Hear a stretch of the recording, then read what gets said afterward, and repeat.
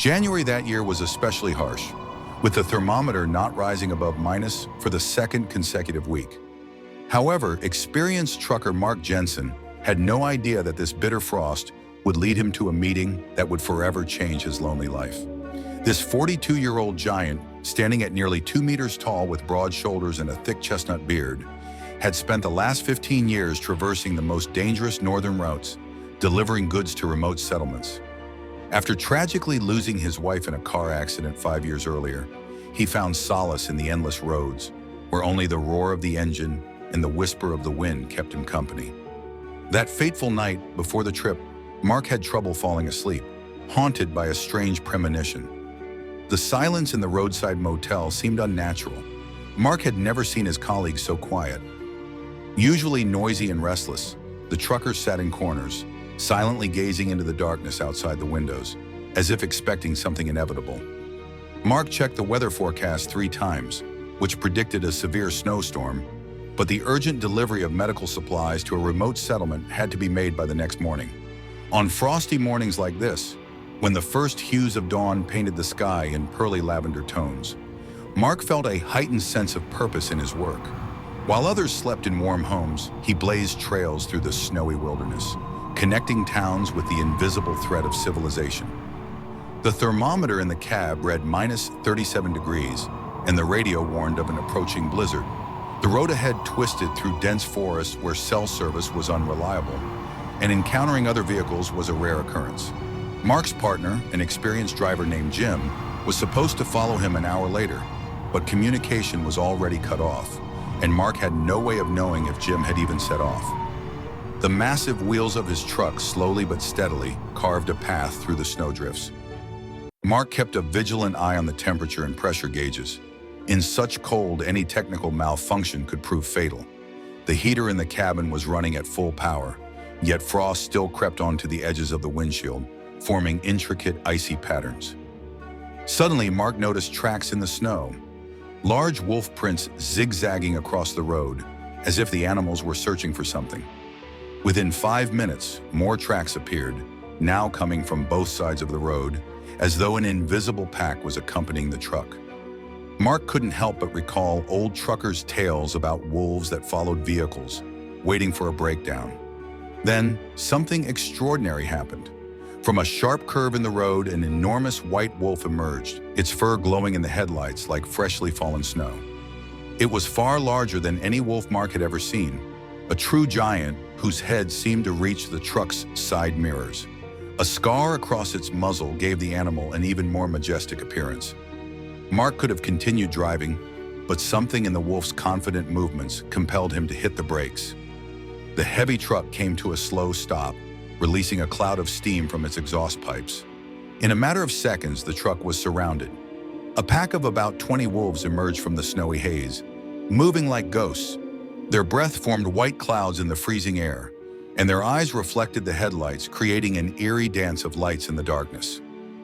The white wolf, clearly the pack leader, moved with remarkable grace despite his gaunt appearance. His behavior was almost human-like as he methodically circled the truck, sniffing at its tires and exhaust. When he stopped directly in front of the radiator, he sat down and locked eyes with Mark. Suddenly, the pack leader let out a low, guttural sound, and the wolves parted, forming a living corridor. Moments later, from the darkness, a gray wolf emerged, carrying something small and pale in her mouth. Mark held his breath. It was a wolf pup, tiny, no more than a month old. Its fur was still soft and downy, an unusual silvery white color, almost identical to the pack leader's coat. The female, likely the pup's mother, was in terrible condition.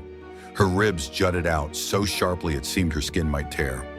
The she-wolf approached the truck cautiously and carefully laid the pup on the compacted snow before retreating a few steps.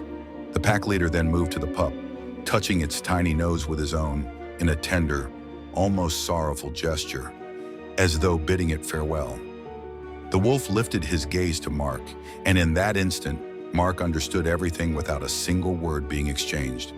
This wasn't an attack or a threat, it was a plea for help. The brutal winter had pushed the pack to its breaking point. They had come to a human not as enemies but as a desperate last hope to save their most precious treasure. Mark felt his heart clench at the sheer trust being placed in him. Memories of his own loss, the gaping emptiness after his wife's death, and countless lonely nights on the road flooded his mind. Moving slowly to avoid alarming the pack, Mark opened the cab door. Each step Mark took toward the pup felt heavier, not because of the snow, but because of the weight of responsibility. The tiny creature lay curled in the snow, shivering violently. When Mark bent down to pick it up, the pup opened its eyes slightly.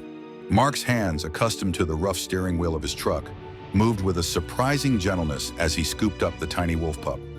The pack leader stepped closer, his massive frame towering over Mark. Up close, Mark could see the streaks of silver in the wolf's fur, signs of age and wisdom. The leader rose briefly onto his hind legs and leaned forward, touching his cold nose to the pup's cheek with a tenderness that took Mark's breath away. Then, with deliberate grace, the leader dropped back onto all fours and let out a short, commanding growl. In response, the pack began to retreat, one by one, their forms dissolving into the swirling snow like phantoms. The leader and the pup's mother were the last to leave, pausing for a long moment to look back before vanishing into the shadows of the forest. Carefully, Mark returned to his truck, cradling the small creature as though it were the most fragile thing in the world. Climbing into the cab, he quickly turned on the extra heater and retrieved a thermos of hot broth from his bag. "I'll call you Nord," Mark whispered, naming the pup after the northern wind that had brought them together. The rest of the journey was slow but steady. Mark drove cautiously through the blizzard, his eyes occasionally drifting to the sleeping pup beside him. As dawn broke and the blizzard finally began to ease, the first stars became visible through the thinning clouds. By the time Mark reached the settlement and delivered the much-needed medical supplies, the storm had completely died down. The townsfolk noticed the small bundle in his arms, curiosity and concern lighting their faces as he explained how he had found the pup and why he couldn't leave it behind. The following months were a learning curve for both Mark and Nord. The pup quickly grew, his once fragile body filling out with muscle and strength. His silvery coat thickened, and his golden eyes burned with vitality. Mark decided to make changes in his life to accommodate his new companion. He retrofitted a section of his property with a large, secure enclosure where Nord could roam safely, though the wolf preferred sleeping in the house by Mark's bed. The small town where Mark lived quickly warmed to the unusual pair. Initially wary of the wild animal, the locals soon came to trust Nord, marveling at his calm demeanor and loyalty. Anna, an elderly neighbor and former veterinarian, often helped care for Nord when Mark was away on shorter delivery routes. Though Mark continued working as a trucker, he no longer took the grueling long-haul routes that had once defined his life. With Nord waiting for him at home, Mark found a sense of balance he hadn't experienced in years. The lonely, endless highways that had once been his escape now felt less daunting, knowing he had someone to return to. Winter nights in the small town often brought memories of that fateful storm. On particularly quiet, snow-filled evenings, Nord would sit on the porch, lifting his head to the sky and releasing a long, mournful howl. The sound carried through the frosty air, haunting and beautiful, a reminder of his wild origins. Mark would join him, sitting on the porch steps and wrapping an arm around Nord's powerful shoulders. Together, they would watch the snow fall in silence, a man and a wolf sharing a bond that transcended words. At times, Mark wondered if Nord's howls were a call to the pack that had left him behind. Perhaps somewhere deep in the forest, the white leader and Nord's mother still roamed, surviving against all odds. Or maybe it was simply the instinctive pull of the wild, a longing embedded in Nord's very being.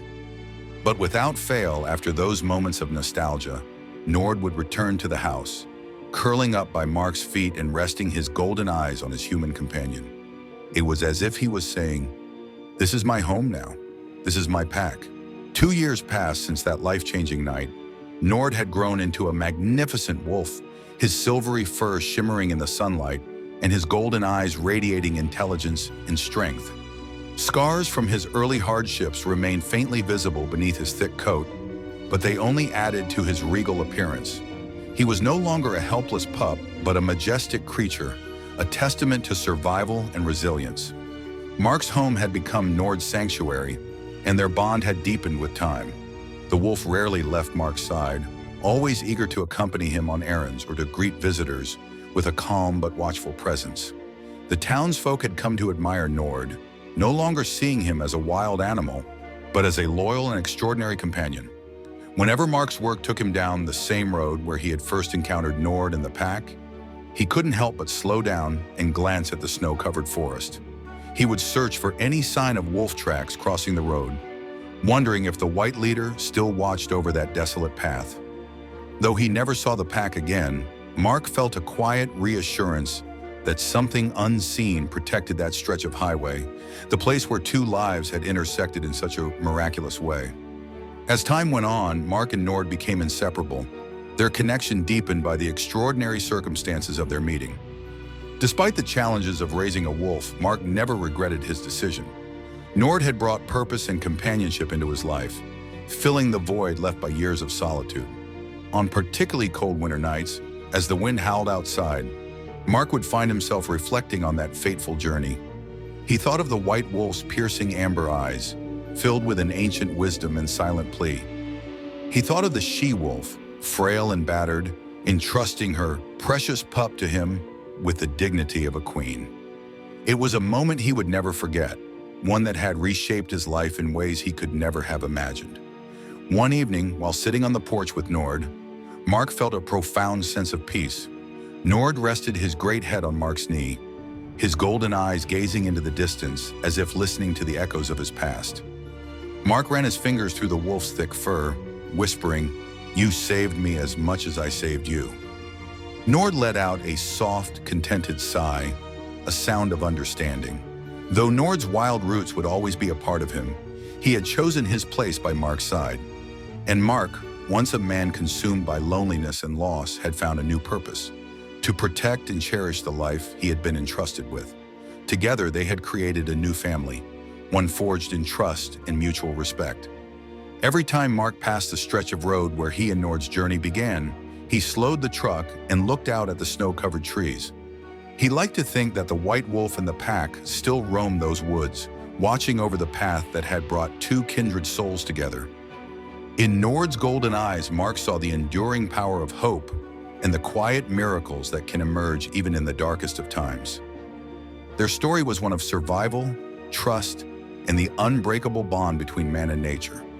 A reminder that sometimes saving another's life is the key to saving your own.